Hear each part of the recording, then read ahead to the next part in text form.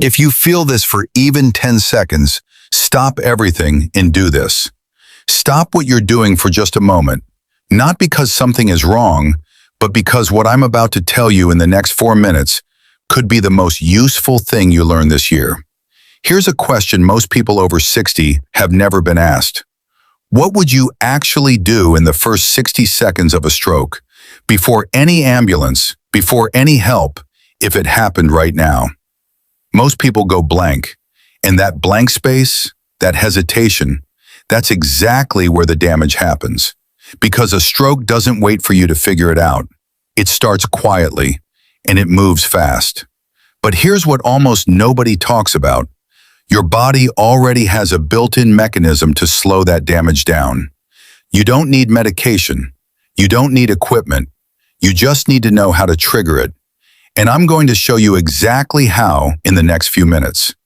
Let's start with what's actually happening inside your brain when a stroke begins. Because once you understand this, the technique makes perfect sense. Your brain runs on oxygen. It gets that oxygen through blood flow, through a network of vessels so intricate, so precise, that even a partial blockage for just a few minutes begins killing brain cells. Now here's the part that shocks most people. A stroke rarely starts with sudden collapse. It usually starts with something small, something easy to dismiss. Your arm feels strangely heavy for a moment. A word disappears mid-sentence.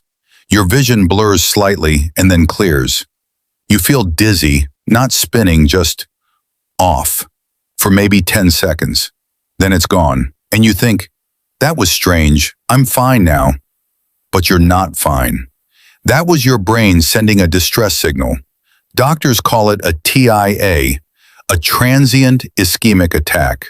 Some call it a mini-stroke, but there is nothing mini about it.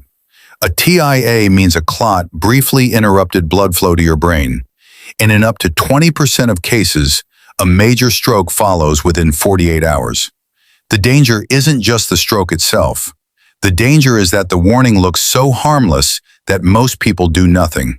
And here's why that's especially true for people over 60. You were raised to push through, to not make a fuss, to wait and see. That kind of endurance is admirable, but in a stroke, it's the one instinct that works against you. Every minute of untreated stroke costs you roughly 1.9 million brain cells. Not a dramatic statistic, a physical, measurable, irreversible reality. So the question isn't whether to act, it's knowing what action to take, immediately, without panicking, without equipment, without waiting. Here's what you need to know. In the first moments of a stroke, before blood flow fully collapses, there is a window. A narrow window where your body can still partially compensate, where gravity and breath become your most powerful tools. This is what that looks like in practice. Step 1. The moment you notice symptoms, sit or lie down immediately. Don't test it. Don't walk it off. Don't go to the window to get some air. Sit down. Then lie flat if you can, on the floor, the bed, the couch, whatever is closest. Why? Because standing upright during reduced brain blood flow forces your heart to work against gravity to push blood upward. When you lie flat, that effort drops significantly. Your heart can move blood toward your brain with far less resistance. This one position change is not folklore. It's basic hemodynamics, the physics of how blood moves through your body. Step 2. Elevate your legs. Use a pillow, a folded blanket, the arm of the sofa, anything to get your legs about 12 inches above the level of your heart. This is the same position paramedics are trained to use for shock, and for good reason. The large veins in your legs hold a significant volume of blood. Elevating your legs allows that blood to return to your central circulation, increasing the volume available to reach the brain. You're not treating the stroke, you're buying time.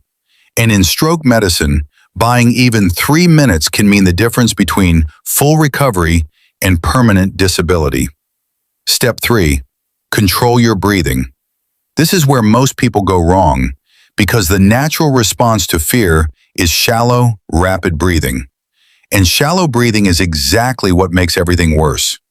Panic breathing drops the oxygen saturation in your blood. It constricts blood vessels. It raises blood pressure erratically.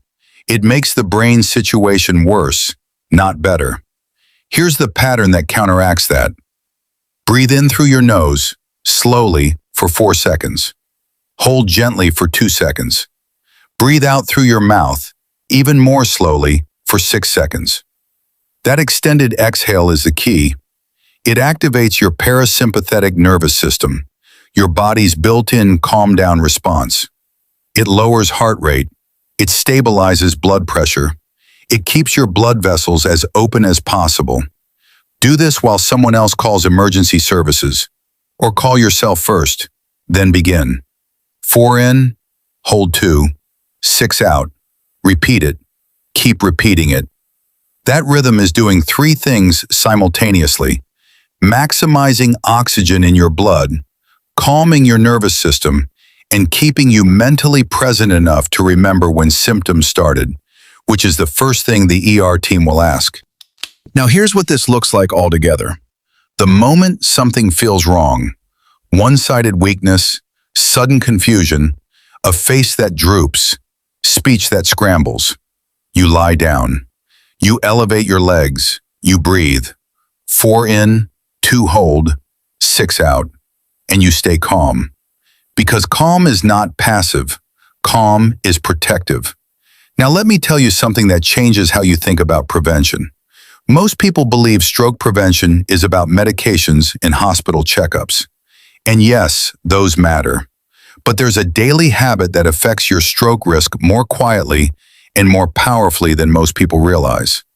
It's what happens in the first 3 minutes after you wake up.